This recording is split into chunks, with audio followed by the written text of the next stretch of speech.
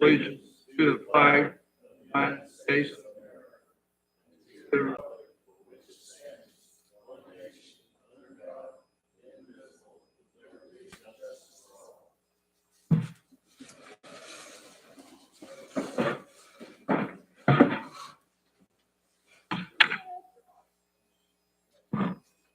Ken, do you want to introduce our new member? Yes. I'd like to ask the council and the commissioners and the public to lend a warm welcome and we thank Sheila Hazibi for joining the council, and we look forward to working together. Okay, our first order of business, Nathan. Good evening, everybody. I'm sorry in advance. We've got a lot of ground to cover tonight. We will start with the Hoosier Homes Down Payment Assistance Program. Some of you might remember that several months ago when we had really first started our housing-related efforts in partnership with the Community Foundation, I had reported on this program.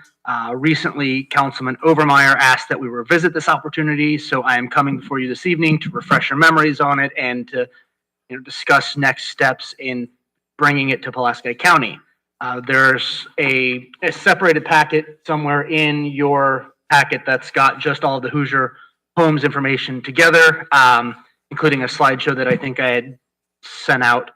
Program serves borrowers up to 140% of the family median income, regardless of family size. In Pulaski County, this is more than $80,000 per year.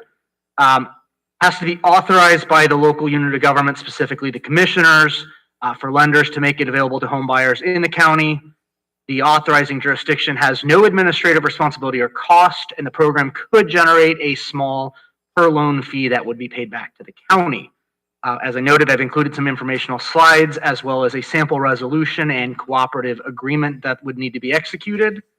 It provides between 3 and 5% of the cost in down payment and closing cost assistance, with the possibility of an additional 1% for first responders, borrowers with annual household income below 50% of the median, military personnel and veterans, and full-time K through 12 teachers. As I had previously noted, the program has been undergoing some administrative changes. Some of the language in the draft resolution and cooperative agreement will need to be cleaned up once I can get a firm grasp on who the new administrative agency is. It might be the city of Fort Wayne or an agency in Fort Wayne. But our consultants with the Housing Resource Hub are able to sort of guide us through that process tonight. So because of that, I'm not asking for approval, but I wanted to bring it back to you and be able to have that conversation with the commissioners either at next week's meeting or a future meeting. If you would first like for me to get Ryan or Heather from the hub, either at a meeting or phone call, email, whatever we can make work so the commissioners have a better sense of exactly what you'd be committing us to. Like I said, no cost to the county. These slides that I included, provide some of the information on the previous administrative agency, the structure with the lender that's responsible, all of that. But the hub is in the position that they would be able to help hold our hand through that process of getting this established and providing this opportunity to home buyers in Pulaski County. So, like I said, we can revisit it again next week. If you'd like, I can try to coordinate with the three of you and Ryan or Heather and set something else first so that they can answer any questions you may have more deeply and more effectively than I can, reassure you of any concerns that you have, that sort of thing. Okay, that'd be fine. Vicki, I don't want to put you on the spot, but do you have anything you'd like to add from the foundation? Other than it would just be an excellent opportunity for first-time homeowners here in the county, and the county does get a kickback from it. So it's no cost to the county to do. It's from the lending operations here, like the banks and those kinds of things that do it. And it does, like Brian said, or I'm sorry, like Nathan said, it's, geared toward first-time homeowners, so your EMS, your police officers, those are the ones that they're really looking at too. So it's a big bonus for the county, not just for those individuals, but everybody in the county to get So I will connect with Ryan and see what we can make happen. And while doing that, we'll get those details and the resolution and the cooperative agreement hammered out and see how we want to proceed. And then next week, we adopt the resolution. Potentially. I don't know if you want to wait till you've talked with Ryan first before. Yeah. Yeah, probably would. Jim, you have any more questions? From what I've gathered and read about, it's absolutely no,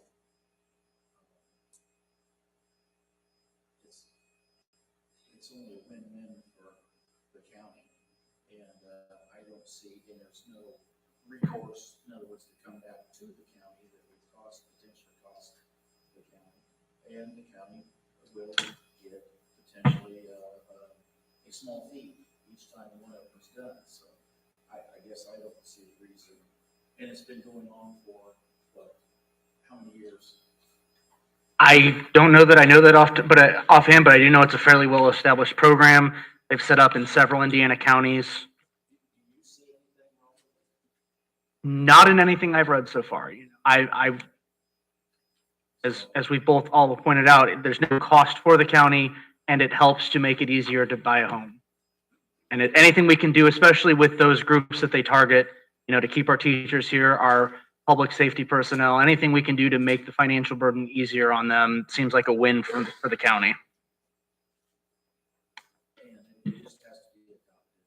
That's it. So, whenever you guys are willing to do that. All right, so I will keep on with that with Ryan and get something set up. Thank you. Next in your packets, you will have a few pages stapled together that look like this. You might remember I've been working with my colleagues in 5 other counties, CERPC and the Purdue Center for Regional Development, on a regional agricultural strategy, more formally known as the Rural Economic Development Model. We transitioned from report development to implementation with the coming of 23.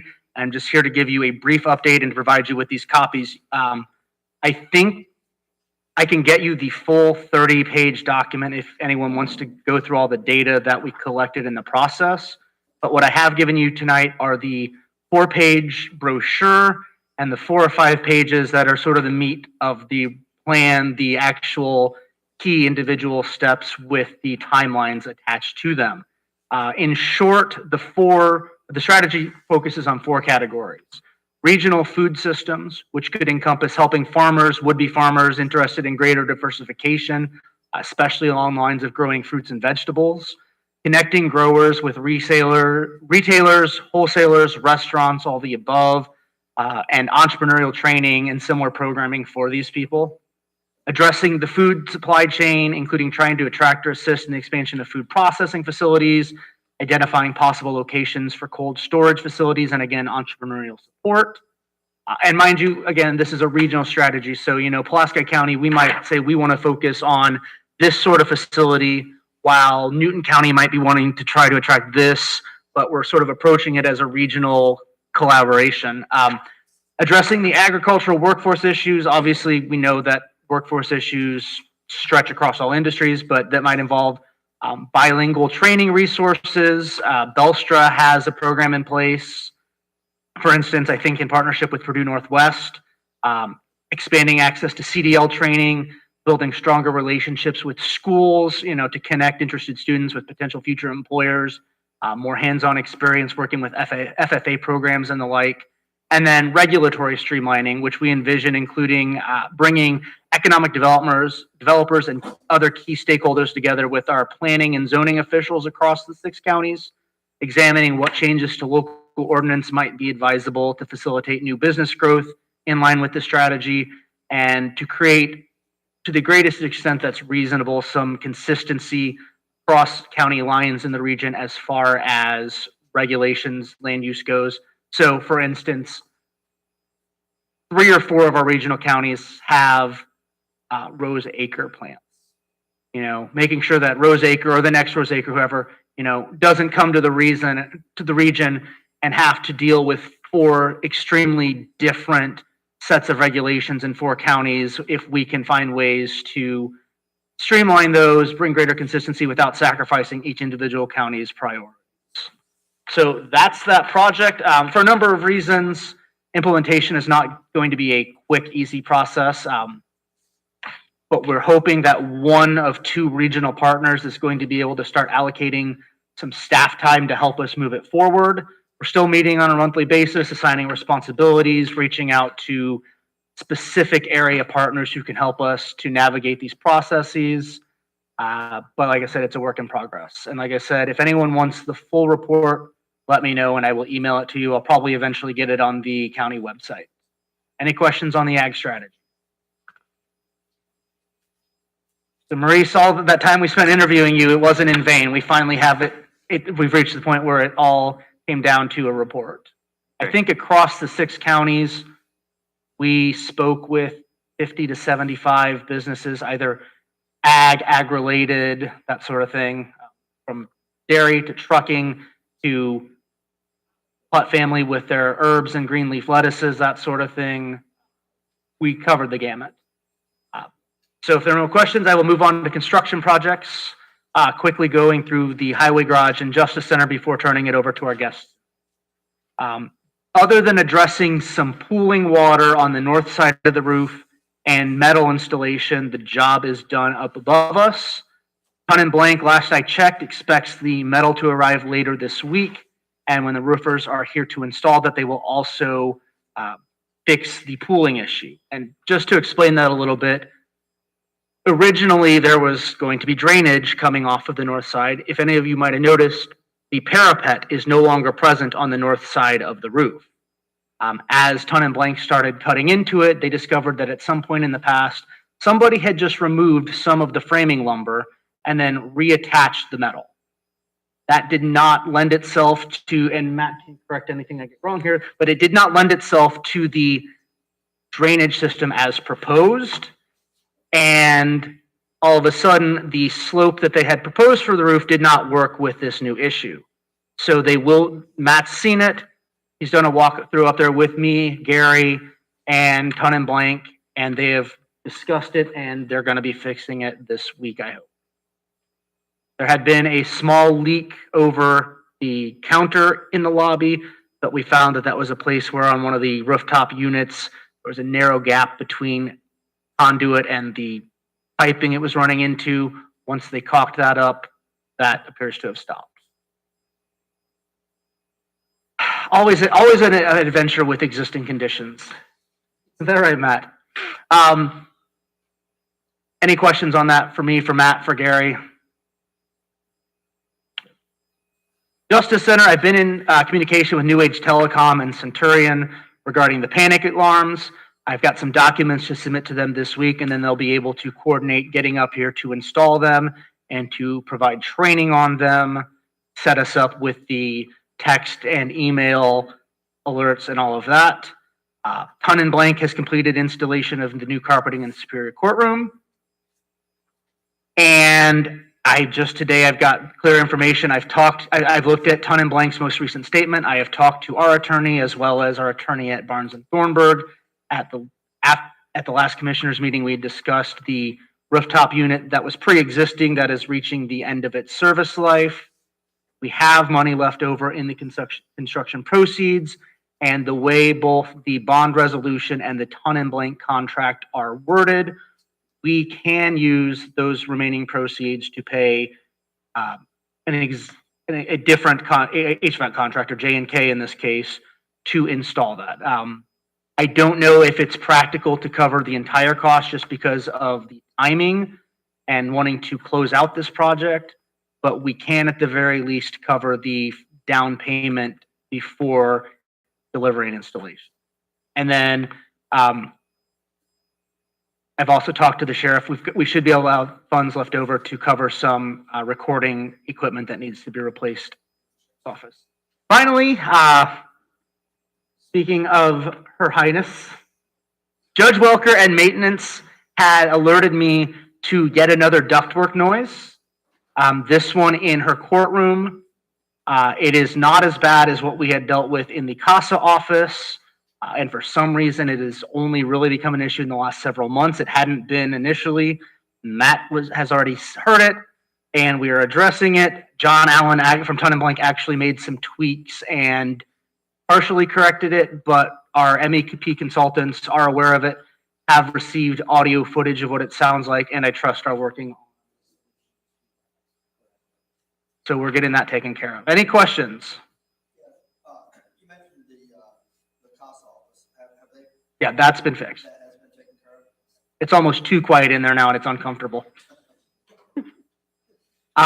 So if you have no question, I will hand it over to our guest to give you an update on the courthouse project. It's up displayed on the screen. Amanda will run it from there. You all have copies of the presentation, and that is Amanda Malcody. She is an interior design wizard. This is Matt Ireton, our lead architect.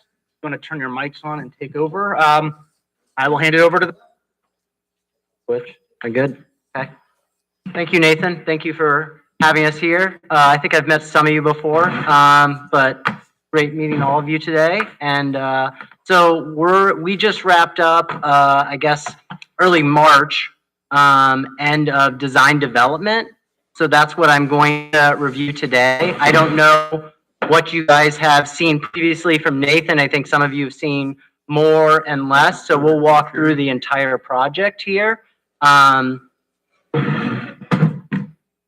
So starting, go ahead and flip through here, Amanda. Let's start with the aerial view here, just to kind of orient everyone. I think obviously all of you are familiar with the courthouse, but what we're going to do today is walk through, starting with the site. We're going to walk through all the items on the site, walk through the building, the exterior repair work that's going to happen, and then Amanda's going to help walk us through. I think that's your head.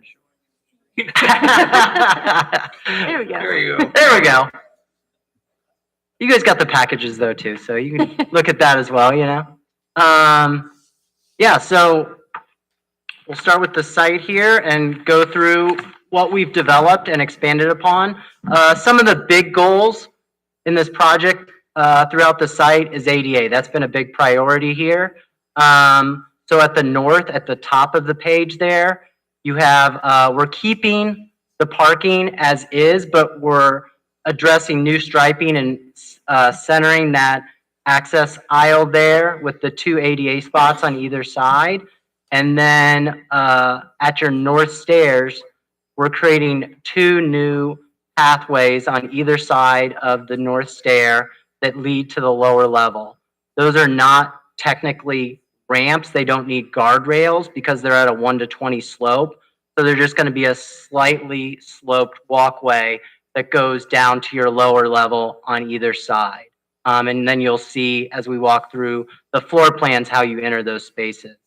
And then I'll show you a rendering of the north stair, but we've reworked the existing north stair. We're keeping all the historic stonework around it, but then the north stair itself, that's concrete that needs repair anyways, we're reworking that to work better, specifically at the north entry where there's not currently a landing at the first floor level.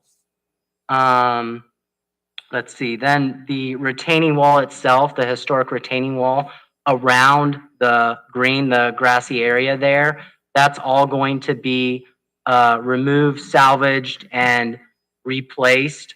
That's part of our scope here is reworking some of that. So all of that will be reinstalled after it's repaired as needed. And then the back side of that will have proper drainage put in there. Let's see. Then over in the southwest corner, item B, that's our new utility yard that will have a chiller and generator. That's those 2 gray items there. We need both of those, both the chiller for the new mechanical system, and then the generator has been a request from the county to include for backup for specific purposes in the courthouse that are needed. That'll be enclosed by a fence, vinyl fence, and then there'll be landscaping around that. So we're trying to hide that and make it as aesthetically pleasing as we can, given that there's really not a backside necessarily to this building, so it's a little challenging to fit that on the site. Let's see, back up to the top at the north side, you have G and F. So as you go down along those two paths at D, there's a stair going to the west, and then there's a ADA ramp that actually will have guardrails that allows for ADA access to the east lawn there. And then H addresses the existing stairs at the east and west vestibule that are currently open. We're going to close that off to reduce the number of entries into the building. Our plan is to leave those stairs in place, and then we would put a couple planters on those steps to block off the steps so it's readily apparent that those are no longer in use. Any questions on that before I move on? Which doors? At the east and west? The east and west, I'll show you an image of what we're doing there, but we're replacing the doors with new storefronts, so there'll be glazing there, but those are no longer going to be entries or exits. Part of this project was that was a focus with security. So right now, with the number of entries and exits they have, it's not, as I understand it, it's not as secure as they would like it to be, and we don't need it necessarily from a code standpoint. So we're keeping the north entry off the first floor level with the north stair, but that's the only entry exit from that main first floor level. And you'll see that in plans as well. Does that make sense?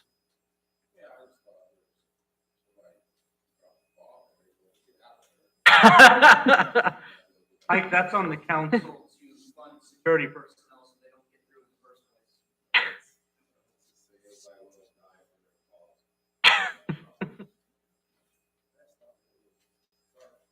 Part B, that does not require a security fence.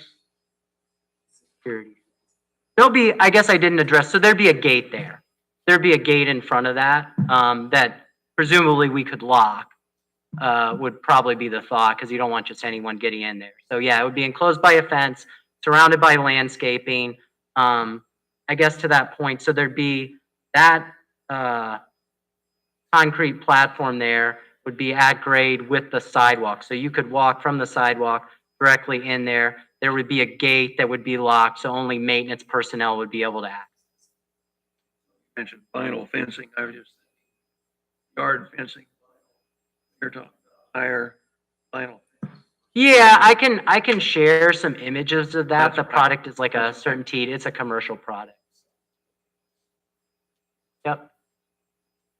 And yeah, then just moving towards the actual exterior masonry repair of the building and then the historic retaining wall and all of that. Here's just some imagery again to orient everyone. And then as you flip to the next slide, I know this is very detailed and we don't need to get into the nuance of this, but this just kind of speaks to all of the repairs that are occurring around all four sides of the building, from the clock tower all the way down. And then you see some images on the right that starts to show why all of this needs to happen. I mean, I think all of you are aware, looking at the building, that, you know, there's a number of cracks and damaged pieces that either need to be repaired or potentially replaced in kind. So we'll be working through all of that as part of this project that really is quite essential to maintaining this building and being able to use it for the next 100 years. So just wanted to refresh everyone's memory. And then here, this shows in more detail what we're thinking for this new north stair. Again, like I was saying, we would keep those, for lack of a better term, buttresses on either side of stone, the existing historic framework on either side there. We would replace the stair that's existing because it doesn't really function very well with the new pathways that we're doing. So the idea being that we have a more continuous stair with one landing and then a real landing at the top where you enter at those north doors. And then you create kind of a little space there in front of the stairs off the sidewalk. And then you have the ability to go down to the lower level or up to the first floor. And that would be new. We'll talk about this as well, but there'd be new storefront at that north entry. And then our thought would be that there'd be some plantings potentially on either side there as well, specifically at that lower one that's new. So. And then on the right side, that's the east and west entry. You can see at the top where there's existing storefront that doesn't necessarily match the aesthetic of the historic nature of the building. So we're showing there in a rendering, you see some planters and then a new storefront system that's more historically accurate to the building.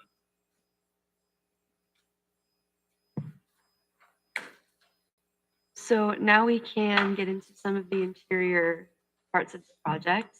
You guys are familiar with the way that the building is set up as of right now, but this is just a little bit refresher for some of the main areas that we're going to be focusing on. So, yes. Mike, Is it just really quiet? I'll get closer. Is that better? Go ahead. So starting over in this top left portion, top left portion, this is a courtroom. Moving over to this photo here, this is in our main entry vestibule. As you can see, there's a lot of historic details going on that we're going to be working with to try and preserve. And again, this is the main corridor leading up to the stairways that we'll be working on. And over here at this bottom right-hand corner, you can see just a typical office within the courthouse that we will also be working to spruce up just a tad. So I'll walk you through the lower level really quickly, just so everyone can get their bearings. Starting here, this is the entry stair, or the main stairway into the building. So we can start here. This will become the clerk's office, and the clerk's storage will be right next to it. We'll have the security office located here with veteran services in this area. These will become public restrooms and a break room over on this portion of this quadrant of the level, and then a staff bathroom here. Moving down this way, we will just be allocating a lot of this space to storage for the auditor, treasurer, clerk, and whoever else may need. IT and security, mainly security, will be over here, and this is all going to remain the mechanical, whatnot. This is just a quick overview of that lower level. And then we can move up into the first floor, which is where a lot of the photos were taken that we showed at the beginning. So again, this is the main entrance that will be, just for orientation, this is the main entrance to the building, and this is the main stairway. So again, starting in this area, this will become the assessor's department. Moving over this way will be the recorder and their vault and storage. And then again, we have restrooms over on this east side of the building. We're moving into the auditor's department here that you can see with their shared vaults, and then moving over to the treasurer's office and public access stations located here. So now we can start diving into some of the finishes that we're going to be working on in the space. So again, this is the entry stair. We really wanted to focus on proportions here in this space. So as you may notice,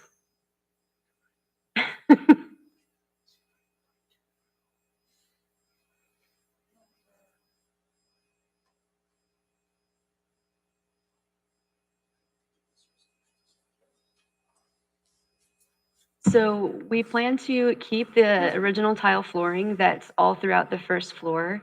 There's a little bit of wax buildup on the flooring now, so we're going to take measures to get that polished up and refurbished back to its former glory, but we will be keeping the flooring as well as the existing wainscoting that you can see kind of wrapping all of these walls.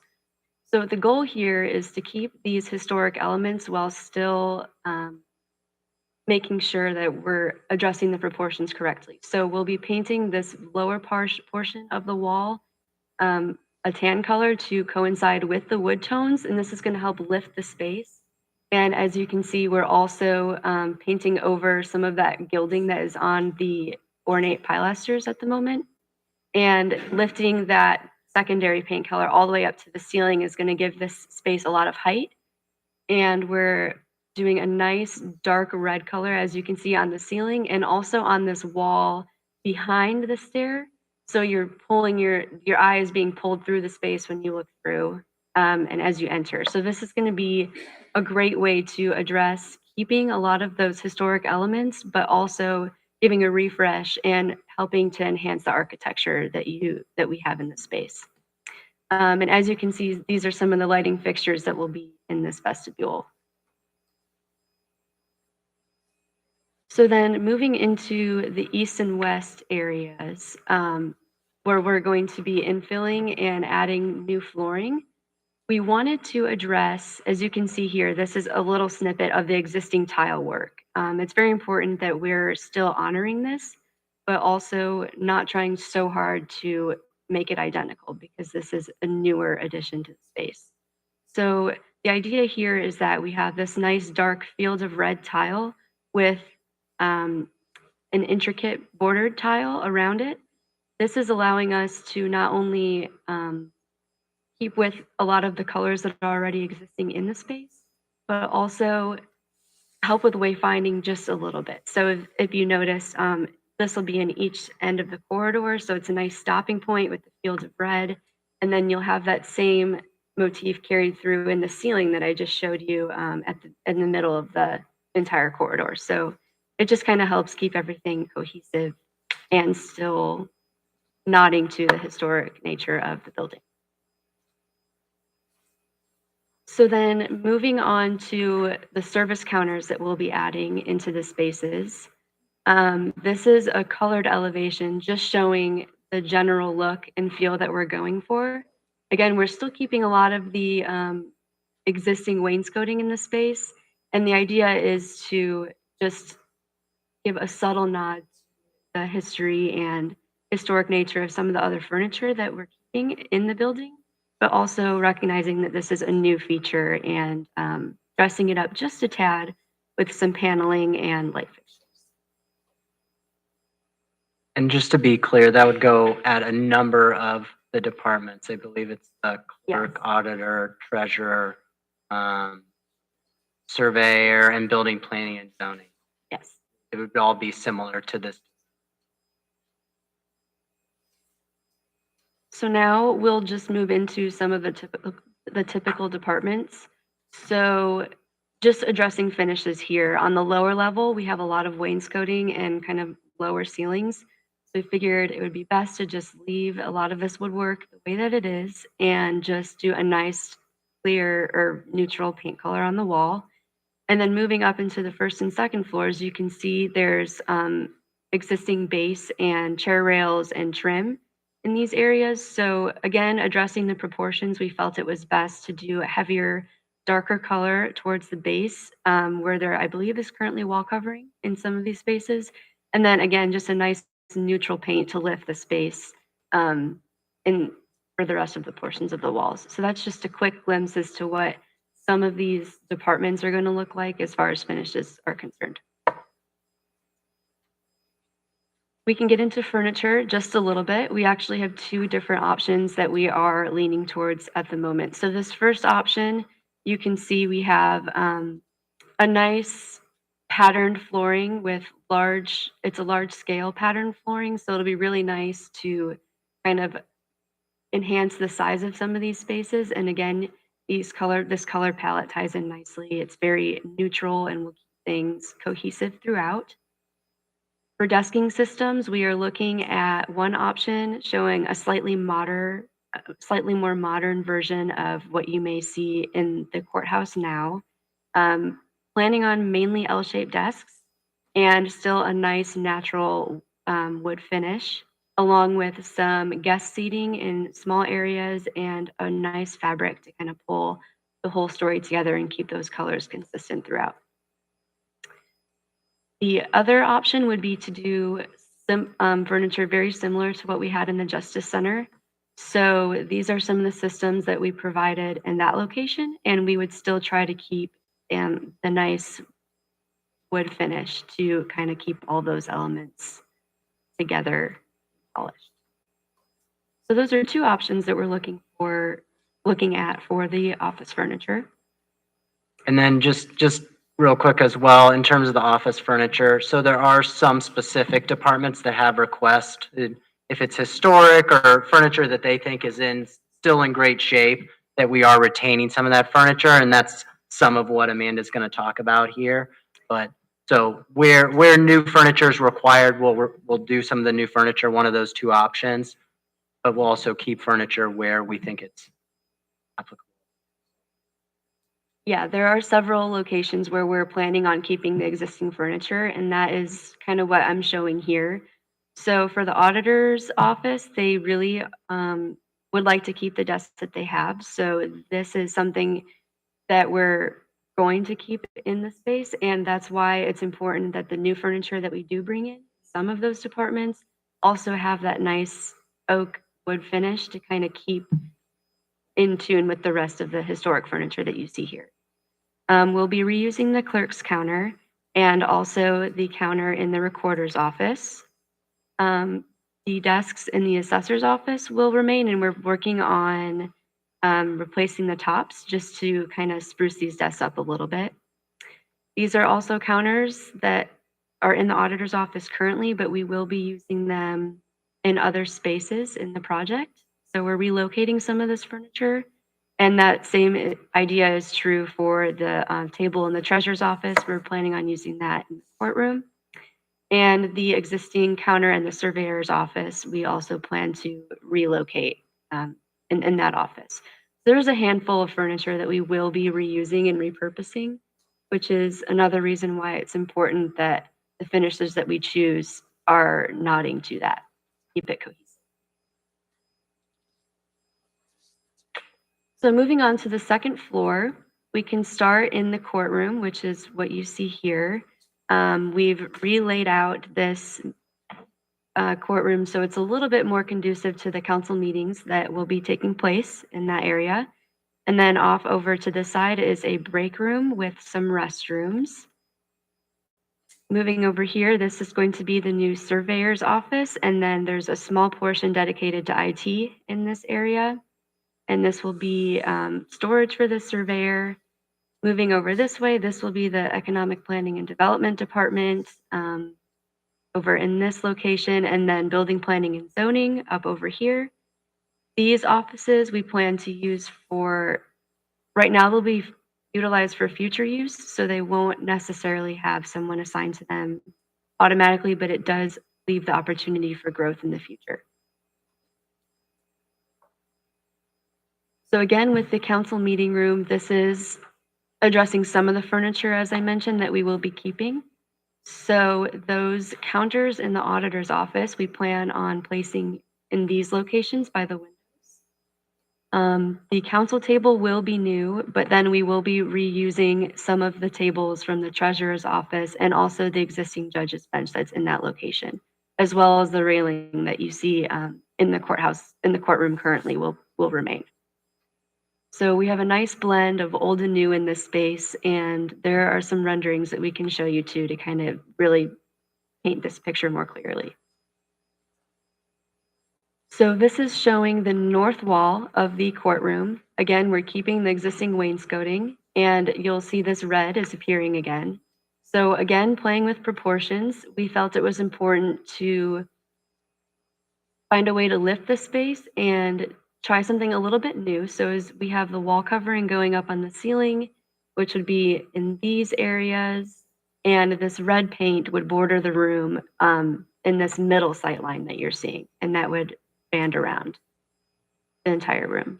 So in a rendering, it would look something a lot like this, where we have a lot of those still remaining wood finishes, the new council meeting table, you see here, this is the existing judge's bench and some of those other repurposed items that I showed earlier.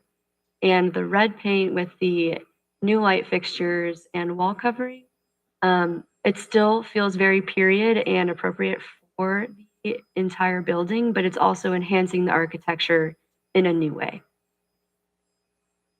Two other things just to touch on. So the hardwood flooring, we discovered that there is existing hardwood flooring under the existing flooring.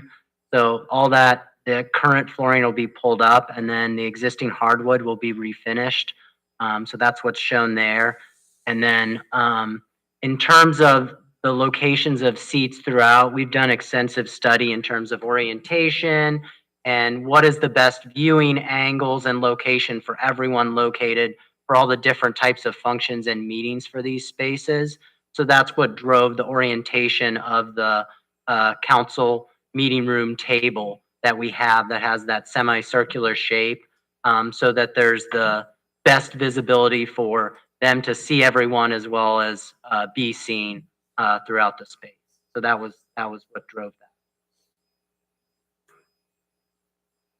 So then just moving to some of the furniture pieces that we'll be using in the space. Again, this is the closest image we have to what would be built custom for that for the council table. So as you can see, we'll still keep some of the paneling in here. The tables will be arched, and it'll just kind of allude to this shape that you see here. These will be the General Assembly chairs as well as the council meeting chairs, will be a little bit more stylized and traditional. So this is just kind of giving you an idea of what some of those furniture pieces will look like. For the restrooms in the courthouse, this is just a typical kind of mood board of what we're looking for as far as finishes. We felt that it'd be nice to kind of give a little bit more contrast and play in these areas, keep it a little bit different. So we're going with a very large format hexagon floor tile with, as you can see here, this installation is showing a few different tile patterns all collected together, which is the look that we think would complement the existing tile very well in the corridors and kind of play on that architectural historic integrity in a new and modern way. And then we're also seeing a brighter red here in the for the paint colors. We would do wall tile about 2/3 up the way up the wall, and again just normal stall toilet partitions as you see here. So this is kind of just a general sense of what we're looking at for the restrooms. And then for the break rooms, which would be located on the lower level and second floor, again, we're tying in some of the colors that you see in the existing historic tile. So this is more of a Aegean blue that is pulled from that historic tile. And also we're playing with some of those reds and blues in different ways here. So this would be a wall covering that would be just on one wall in the break rooms, keeping the paints pretty neutral, pretty simple seating, and still keeping those wood tones in the space as well.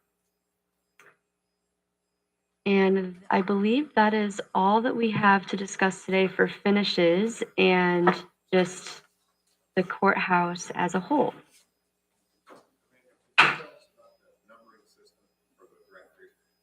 Yes. Are you talking about the room signage?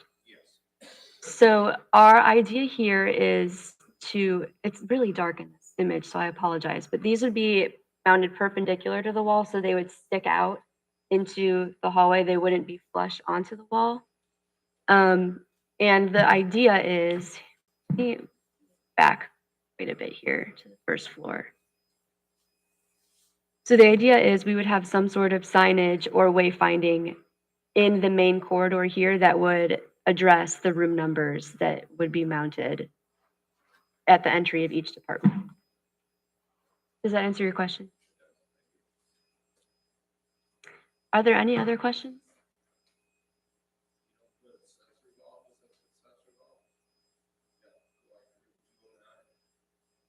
You're talking about the location we've moved it to? Like where the,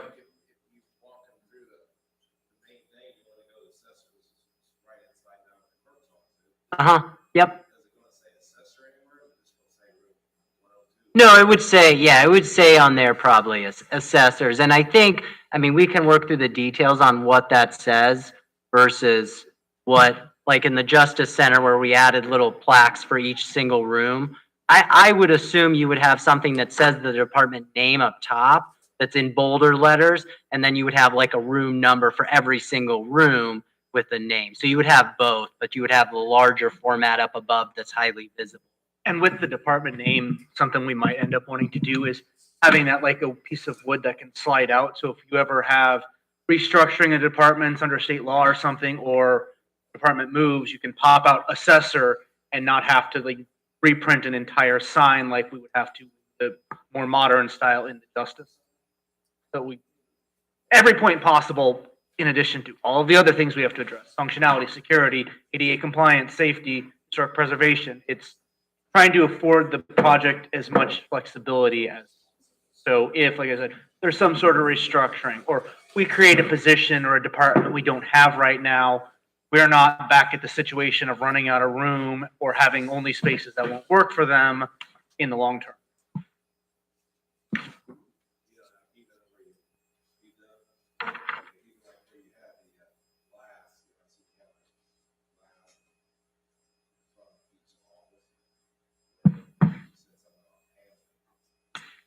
Are you talking about the service counters? So it's not at necessarily every department. It's at departments that specifically have a lot of interface with the public. And it was partially a security measure was part of it. It also does help free up some more space inside the actual departments themselves. So the thought would be with those that there actually was, some of them have 3, some of them don't, but that there would be an ADA height and then a regular height, but that you would be able, any employee would be able to talk through that glass easily and interface with the public. And then, yeah, I think you maybe shared Yep. some images, Laura right? sent me some Yeah. photos from the White County Auditor's offices. Yeah.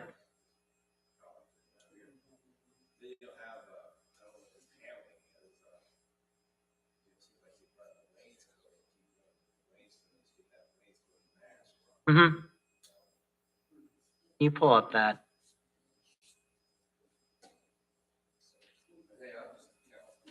No.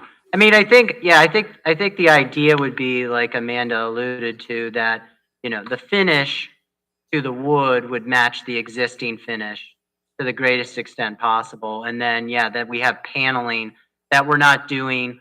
So part of the goal with some of these things is that, yes, we try to match to the best extent possible, but that we're also sympathetic, and maybe it doesn't necessarily match, so that you can tell it's new, but it fits in well with the, right. So that was the goal.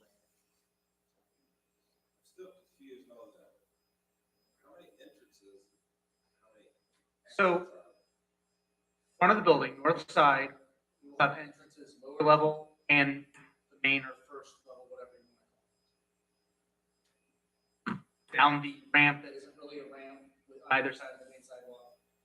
That'll take you to the clerk's office, security, that sort of thing. And then up the front steps. The west basement entrance, where that ramp towards the Justice Center is, will be available as an entrance only to county employees, and will be available as an emergency exit To everyone. So we'll have Any- 2 completely public entrances, both on the north side, 1 emergency exit employee entrance, and then north and south, east west on the upper level, and east on the basement level will be blocked off.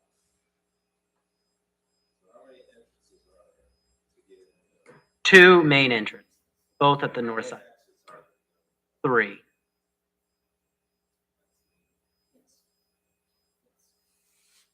Then to have, now since we got 2 entrances, we're gonna have to have 2 security people Yes. I could not tell you how long.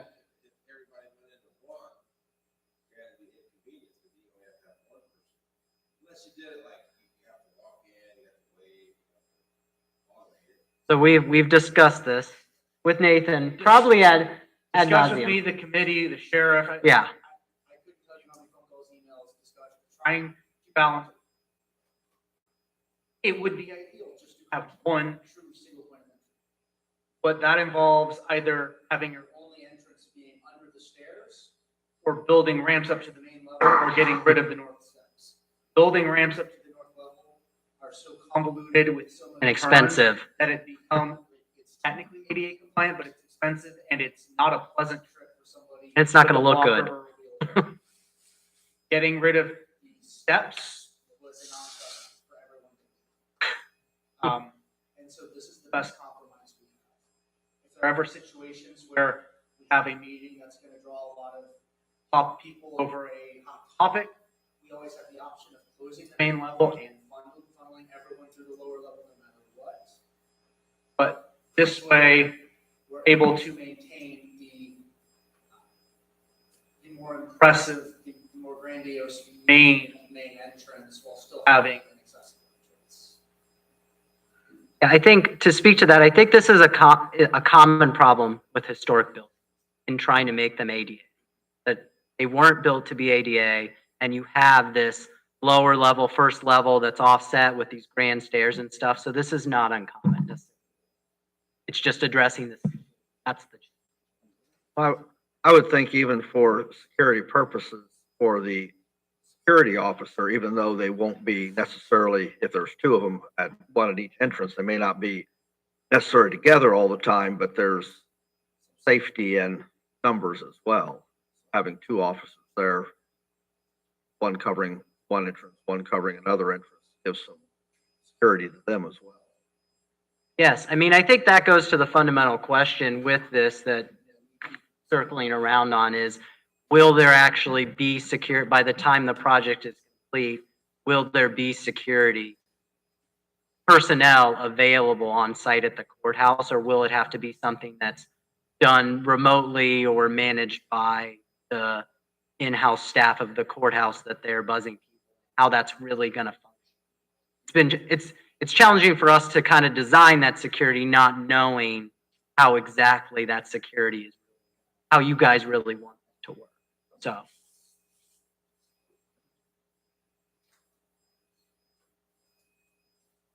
Any other questions, comments?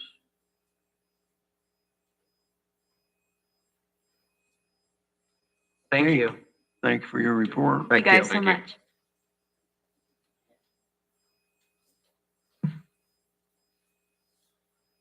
Your next order of business, the approval of the joint session minutes, February 13th. Need a motion from the commissioners. So I've looked at those minutes and I make a motion. Presented. Moved and seconded. All in favor, say aye.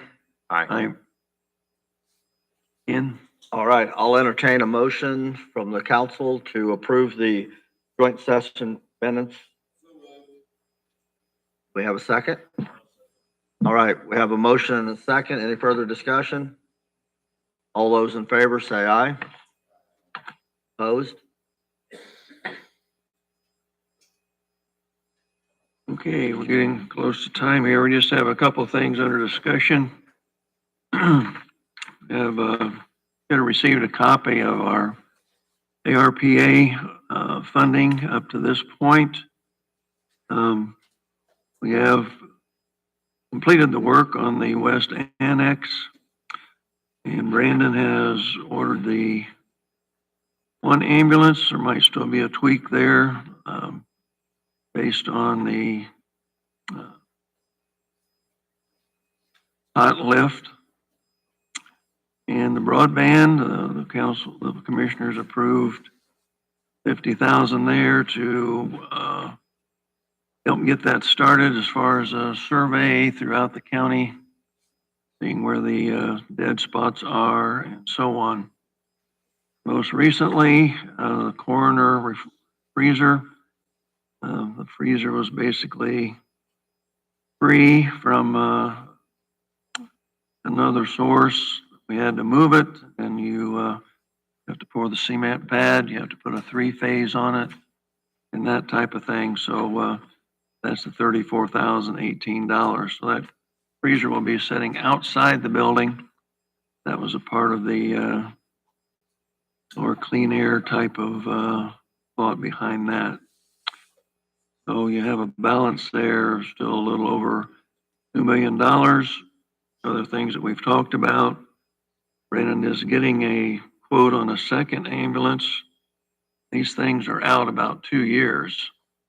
So we're trying to get a replacement plan started where he doesn't need 2 ambulances on a short-term notice. So he's been working on that. That has not been approved at this time, but the others have been approved by the commission. Of course, we also talked about maybe using some of the funds if we get into replacing the HVAC during the remodel of the courthouse. And that's just been in discussion, about the same as the ambulance.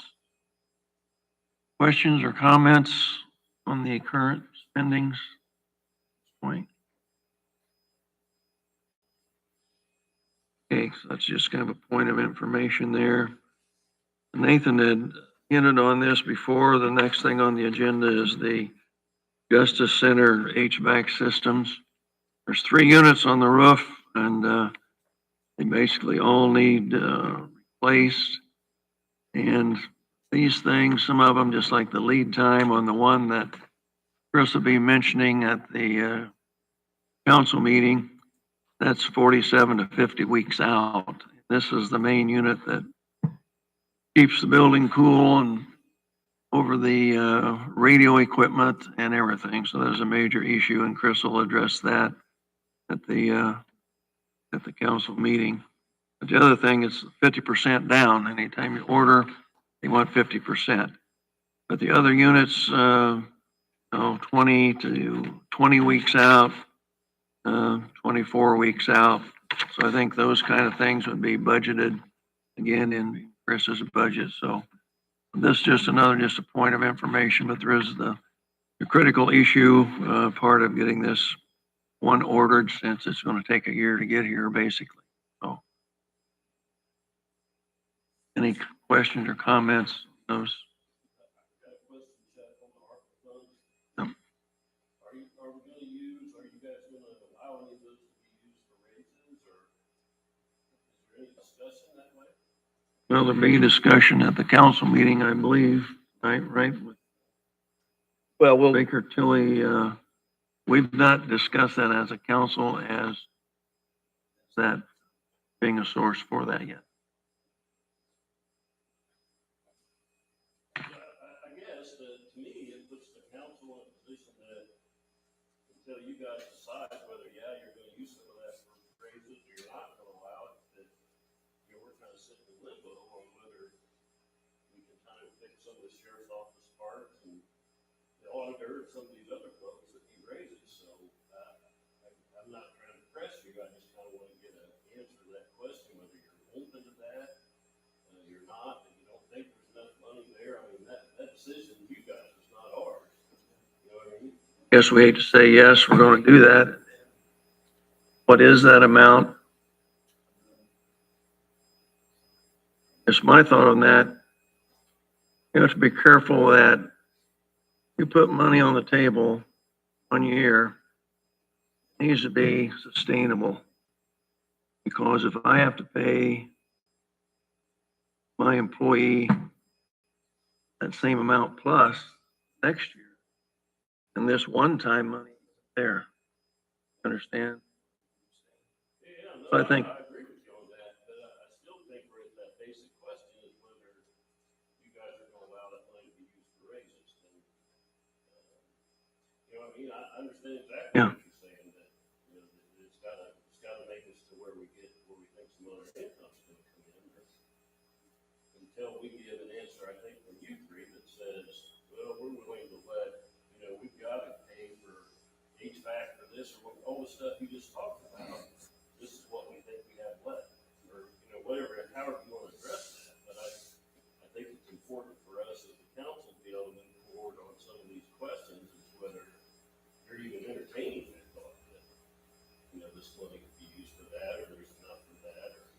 saying? Yeah. So any comments from the two fellows? Well, the easiest way was with stipends, because that does not have to be renewed. But didn't sound like that was quite the way that was going to get the job done. So, yeah, I don't have any other comments on that. That was just. One thing that, and Chuck alluded to it, we do have, Nathan is going to be presenting at our council meeting, wage study. That'll help shed some light onto what we're looking at there and so forth. Then also we have Baker Tilly that'll be here, that'll be giving us an update on our fiscal plan. All to a better outlook as to what options and I mean, how we're trending and what possible options may be looking forward, which will, I think, give all of us a better idea of, yeah, are we looking at, help like all the ARPA money? Would we need part of it?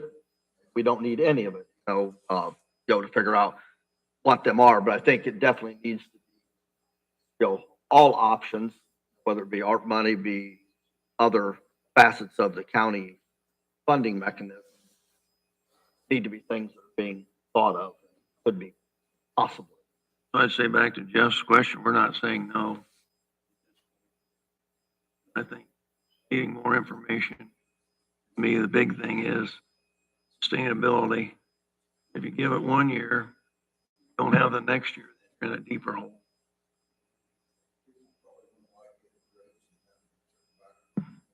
Well, and I guess the other side of that argument, Mike, is we may not have any people who offer raises too. Exactly. Agreed. Yep. I mean, You guys keep kicking the can down the road. Who's saying that? I'm sure that's Cal. I guess that's Kelly Highway guy. The sheriff's office is in dire straits, and I don't know that we've ever grasped it. I really don't know. I don't want to put words in the sheriff's mouth, but if he gets to such a low level on this jail situation, we're going to be shipping people to other jails, and then we won't have a choice to do it. We're going to be paying other counties probably till we're bankrupt. Is where I can see the sleeping. I mean, that's where I think that he's at. I don't think he's blowing smoke up to get us to do something. I think that's where he's at. And it's not his fault, it's not my fault. You got deputies that work, and these people wind up in jail, and it costs a lot of money. Well, I know the council has a really tough job because they got to budget somewhat where it would work and just did not foresee inflation and did not foresee other counties raising it like that. So it's a tough situation. I sure would not be opposed to part of this ARPA money going for employees if there is a sustainable, easy way of doing it. But that seems to be a difficult challenge. So, Any other comments, questions?